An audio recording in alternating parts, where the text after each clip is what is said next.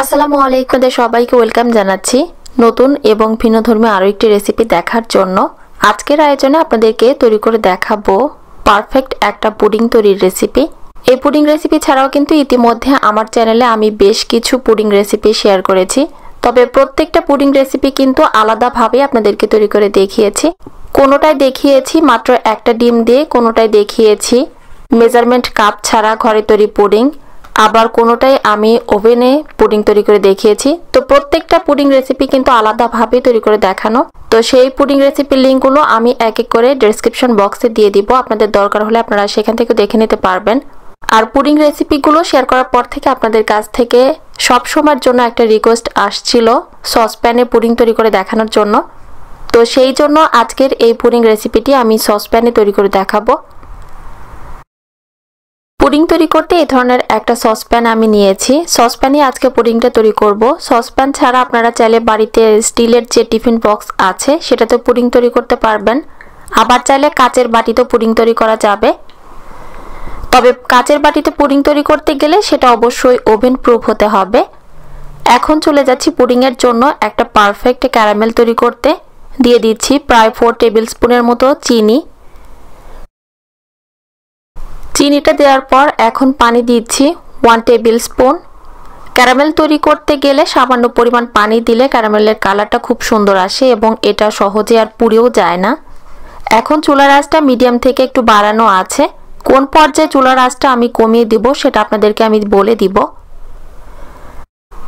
একটু লক্ষ্য করে দেখুন চিনিটা কিন্তু গলতে শুরু করেছে এবং ক্যারামেলের কালারটাও আসতে শুরু করেছে। এই পর্যায়ে একটা স্প্যাচুলার সাহায্যে একটু নেড়ে চেড়ে ক্যারামেলটা তৈরি করে নিতে হবে, এতে করে ক্যারামেলের সব জায়গায় একই রকম কালার হবে। যখন চিনিটা একেবারে গলে গিয়ে ক্যারামেলের হালকা একটা কালার চলে আসবে সেই পর্যায়ে চুলার আঁচটা কমিয়ে দিব। অর্থাৎ এই পর্যায়ে কিন্তু চুলার আঁচটা আমার একদম লোতে রাখা আছে। ক্যারামেলের কালারটা কিন্তু এখানে পারফেক্ট কালার হয়নি, আমি এর থেকেও আরো একটু ডিপ করে এটা চুলা থেকে নামিয়ে নিব। তো ক্যারামেলটা তৈরি করা হয়ে গিয়েছে। ক্যারামেলটা তৈরি করার পর সঙ্গে সঙ্গে যে পাত্রে আপনারা পুডিংটা বসাবেন দেরি করা কিন্তু যাবে না, সঙ্গে সঙ্গে সেই পাত্রে ক্যারামেলটা ঢেলে নেবেন। সসপ্যানে ক্যারামেলটা ঢেলে নেওয়ার পর হাত দিয়ে এভাবে একটু ঘুরিয়ে দিচ্ছি। তারপর এখন এই বাটিটা আমি সাইডে রেখে দিব ক্যারামেলটা ভালোভাবে সেট হওয়ার জন্য। এরপর চলে যাচ্ছি পুডিং এর জন্য দুধটা রেডি করতে। পুডিং তৈরিতে এখানে আমাদের লাগবে হচ্ছে ফুল ক্রিম তরল দুধ। এখানে আমি ফুল ক্রিম তরল দুধ নিয়েছি 4 কাপ।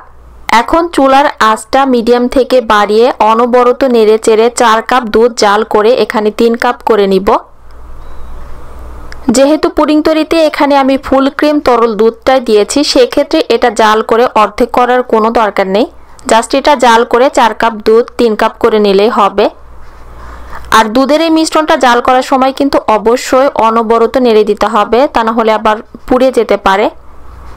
কারণ দুধটা যদি একবার পোড়া লেগে যায় সেক্ষেত্রে পুডিং থেকে কিন্তু একটা পোড়া পোড়া গন্ধ চলে আসবে, তো পুডিং খেতে কিন্তু ভালো লাগবে না। এখানে প্রায় 4 কাপ দুধ জাল করে 3 কাপ করে নিয়েছি। এখন এটা আমি চুলা থেকে নামিয়ে সাইডে রেখে দিচ্ছি, ঠান্ডা করে নিব। তারপর অন্য একটা বাটিতে এক এক করে 4টা ডিম ভেঙে নিয়েছি। আর ডিমগুলো যদি পুডিং তৈরি করার আগে ফ্রিজে থাকে সেক্ষেত্রে পুডিং তৈরি করার প্রায় 15 থেকে 20 মিনিট আগে এটা ফ্রিজ থেকে বের করে নেবেন। ডিমের সাইজটা এখানে ছোট হওয়ার কারণে আমি 4টা ডিম দিয়েছি, তবে ডিমের সাইজ যদি একটু বড় হয় সেক্ষেত্রে আপনারা এখানে 3টা ডিম নেবেন। ডিম 4টা ভেঙে নেওয়ার পর এখন চিনি দিয়ে দিচ্ছি হাফ কাপ, বা চিনিটা চাইলে আপনারা আপনাদের টেস্ট অনুযায়ী একটু বাড়িয়ে নিতে পারেন। হাফ কাপ চিনি দিয়ে কিন্তু এখানে খুব বেশি মিষ্টি হবে না, তো সেই ক্ষেত্রে আপনারা যদি কেউ একটু বেশি মিষ্টি খেতে পছন্দ করেন হাফ কাপ চিনির সঙ্গে আরো 2 টেবিল স্পুন চিনি দিলেই হবে, বা আপনারা আসলে আপনাদের টেস্ট অনুযায়ী এখানে চিনিটা একটু অ্যাড করে নেবেন। চিনি এবং ডিমটা একটা হ্যান্ড হুইস্কের সাহায্যে একটু ভালোভাবে মিশিয়ে নিয়েছি। মেশানোর সময় খেয়াল রাখবেন চিনির যেন কোনো ধরনের দানাদার ভাব না থাকে। ডিম চিনিটা ভালোভাবে মিশিয়ে নেওয়ার পর এখন দুধটা অ্যাড করব, তবে দুধটা অ্যাড করার সময় খেয়াল রাখতে হবে সেটা যেন খুব বেশি গরম না থাকে। খুব বেশি গরম থাকলে কিন্তু ডিমের এই মিশ্রণের ভেতরে দেওয়ার সঙ্গে সঙ্গে সেটা আবার ফেটে যাবে। অর্থাৎ এখানে দুধটাকে হালকা কুসুম গরম হতে হবে। তো যারা বুঝতে পারবেন না, সমস্যা হবে না, তারা এখানে চাইলে সরাসরি ঠান্ডা দুধও দিতে পারেন, তবে হালকা কুসুম গরম হলে বেশি ভালো হয়। তো দুধটা ডিমের এই মিশ্রণের সঙ্গে দিয়ে দেওয়ার পর এখন আবারও সবকিছু ভালোভাবে একটু মিশিয়ে নিচ্ছি। তারপর এখন দিয়ে দিচ্ছি 1 টিস্পুন ভ্যানিলা এসেন্স। ভ্যানিলা এসেন্সটা দেওয়ার কারণে ডিমের যে একটা এক্সট্রা স্মেল আছে সেই স্মেলটা করবে না। তবে যাদের কাছে ভ্যানিলা এসেন্সটা নেই তারা চাইলে ভ্যানিলা এসেন্সের পরিবর্তে সামান্য পরিমাণে এলাচের গুঁড়ো অথবা প্রায় 1 টিস্পুনের মতো লেবুর রস দিলেই হবে। এলাচের গুঁড়ো এবং লেবুর রস দুটার একটা ইউজ করার কারণে ডিমের সেই এক্সট্রা স্মেলটাও করবে না। পুডিংয়ের মিশ্রণটা তৈরি হয়ে যাওয়ার পর এখন এটা আমরা সাইডে রেখে দিচ্ছি। তারপর যে বাটিতে ক্যারামেলটা সেট হতে দিয়েছিলাম, তো সেটা দেখব যে এখানে ক্যারামেলটা ভালোভাবে সেট হয়েছে কিনা। ক্যারামেলটা এখানে ভালোভাবে সেট হয়েছে। আপনি চাইলে একটা আঙ্গুল দিয়ে এভাবে একটু টাচ করে দেখতে পারেন। যদি আঙ্গুলে এটা লেগে না থাকে তো সেক্ষেত্রে বুঝতে হবে যে ক্যারামেলটা ভালোভাবে সেট হয়ে গিয়েছে। এরপর একটা ছাঁকনার সাহায্যে পুডিংয়ের মিশ্রণটা ছেঁকে নিচ্ছি। আর এই পার্টটা কিন্তু অনেক বেশি গুরুত্বপূর্ণ, কারণ পুডিংয়ের এই মিশ্রণটাকে অবশ্যই কিন্তু ছাঁকনার সাহায্যে ছেঁকে নিতে হবে। এতে করে দেখবেন যে পুডিংটা অনেক বেশি স্মুথ হবে। পুডিংয়ের এই মিশ্রণটা ছাঁকনার সাহায্যে ছেঁকে নেওয়ার কারণে দেখুন ছাঁকনার ভেতরে ডিমের যে সাদা অংশটা আছে সেটা কিন্তু জমা পড়েছে। এখন একটা ঢাকনা দিয়ে বাটিটা আমি ঢেকে দিচ্ছি। যদি এই ধরনের কোনো ঢাকনা না থাকে আপনারা চাইলে ফয়েল পেপার দিয়েও বাটিটা ঢেকে তারপর পুডিংটা তৈরি করতে পারবেন। এখন চলে যাচ্ছি পুডিংটা তৈরি করতে। পুডিংটা তৈরি করে নেওয়ার জন্য চুলায় এই ধরনের একটা ছড়ানো প্যান নিয়ে নিয়েছি। প্যানের ভেতরে আমি প্রথমে সুতি একটা পাতলা টাওয়াল বিছিয়ে দিচ্ছি। সুতি পাতলা টাওয়েল বা এই ধরনের টিস্যু পেপার থাকলে টিস্যু পেপারও দিতে পারেন, বা সুতি যে কোনো ধরনের পাতলা কাপড় একটু জাস্ট এইভাবে বিছিয়ে দিলে হবে। তারপর পুডিংয়ের বাটিটা বসিয়ে দিলাম, ঢাকনা দিয়ে ঢেকে দিচ্ছি। এখন পানি দিয়ে দিচ্ছি। পানিটা এখানে একটু বুঝে দিতে হবে, অর্থাৎ আপনারা যে বাটিতে পুডিংটা তৈরি করবেন সেই বাটির 4 ভাগের 1 ভাগ যেন পানির নিচে ডুবে থাকে সেই হিসেবে এখানে পানিটা দিতে হবে। কারণ খুব বেশি পানি হয়ে গেলে সেক্ষেত্রে পানিটা ফুটে গিয়ে আবার বাটির ভেতরে চলে যেতে পারে, সেটাও লক্ষ্য রাখতে হবে। পানিটা দিয়ে দেওয়ার পর এখন একটা ঢাকনা দিয়ে ঢেকে দিচ্ছি। আর ঢাকনায় যদি কোনো ধরনের ছিদ্র থাকে সেটা টিস্যু পেপার বা অন্য কোনো কিছু দিয়ে বন্ধ করে দিতে হবে, যেন পাত্রের ভেতরের ভাপটা কোনো মতে বের না হয়। ঢাকনা দিয়ে ঢেকে প্রথমে 5 মিনিট চুলার আঁচটা সর্বোচ্চ হাইয়ে রেখে পানিটাকে খুব ভালোভাবে এখানে গরম করে নিব।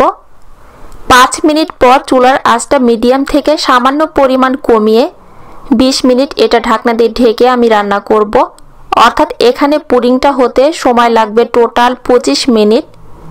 এই 25 মিনিটের ভেতরে চেষ্টা করবেন ঢাকনাটা না খুলতে, কারণ ঢাকনা খুললেই ভেতরে ভাপটা বের হয়ে যাবে, সেক্ষেত্রে কিন্তু পুডিংটা হতে সময় লাগবে আরও বেশি। তো 25 মিনিট পর এখন ঢাকনাটা খুলে একটা টুথপিকের সাহায্যে আমি এটা চেক করছি যে পুডিংটা ভালোভাবে কুক হয়েছে কিনা। 25 মিনিটের ভেতরে যদি আপনাদের পুডিংটা না হয় সেক্ষেত্রে আরও 5 মিনিট ঢাকনা দিয়ে ঢেকে রাখলে পুডিংটা হয়ে যাবে। টুথপিকটা এখানে দেখুন ক্লিন এসেছে, তার মানে বুঝতে হবে যে পুডিংটা হয়ে গিয়েছে। এখন পুডিংয়ের বাটিটা বাইরে রেখে হালকাভাবে একটু ঠান্ডা করে নেব। আচ্ছা, আপনাদের কাছ থেকে আরও একটা কমন প্রশ্ন পাই, সুতি পাতলা কাপড় বা টিস্যু দিয়ে যদি এভাবে পুডিংটা তৈরি করা যায় সেই ক্ষেত্রে এটা পুড়ে যাবে কিনা। আপনারা নিশ্চয়ই দেখতে পাচ্ছেন এখানে টিস্যু পেপারটাও কিন্তু পুড়ে যায়নি, আবার সুতি যে টাওয়ালটা ইউজ করেছি সেটাও কিন্তু পুড়ে যায়নি। যেহেতু পানির ভাপে এখানে আসলে পুডিংটা তৈরি করা হচ্ছে সেক্ষেত্রে সুতি পাতলা কাপড় বা টিস্যু পেপার পোড়ার কিন্তু কোনো চান্স নেই। প্রাথমিক পর্যায়ে পুডিংটা কিন্তু অনেক বেশি নরম থাকে, সেক্ষেত্রে পুডিংয়ের এই পাত্রটা বাইরে রেখে একটু ঠান্ডা করে নিয়ে নর্মাল ফ্রিজে রেখে দিব 2 ঘন্টার জন্য। নর্মাল ফ্রিজে 2 ঘন্টা পুডিংটা রাখার কারণে পুডিংটা ভালোভাবে সেট হয়ে যাবে। 2 ঘন্টা পর নর্মাল ফ্রিজ থেকে পুডিংয়ের পাত্রটা আমি বের করে নিয়েছি। এখন একটা চাকু চারদিকে এইভাবে ঘুরিয়ে পুডিংটা পাত্র থেকে আলাদা করে নিয়েছি। তারপর এখানে একটা প্লেটে আমি পুডিংটা সার্ভ করেছি। নিশ্চয়ই এখানে দেখতে পাচ্ছেন ক্যারামেলের কালারটা কতটা সুন্দর এসেছে। এখন একটা চাকুর সাহায্যে কেটে আমি পুডিংয়ের ভেতরটা দেখাচ্ছি যে কেমন হয়েছে। দেখুন পুডিংয়ের ভেতরটা কিন্তু অনেক বেশি স্মুথ হয়েছে। যে টিপসগুলো আপনাদেরকে শেয়ার করে আজকের এই পুডিং রেসিপিটা আপনাদেরকে দেখিয়েছি, আশা করছি এই টিপসগুলো যদি হুবহু ফলো করে বাড়িতে একবার পুডিংটা তৈরি করেন তাহলে আপনাদের পুডিংটা এই পুডিং থেকে অনেক বেশি ভালো হবে। পরবর্তী রেসিপি দেখার আমন্ত্রণ জানিয়ে আজ এখানেই বিদায় নিচ্ছি। সবাই ভালো থাকবেন, সুস্থ থাকবেন, আমাদের সবার জন্য দোয়া করবেন। আল্লাহ হাফেজ।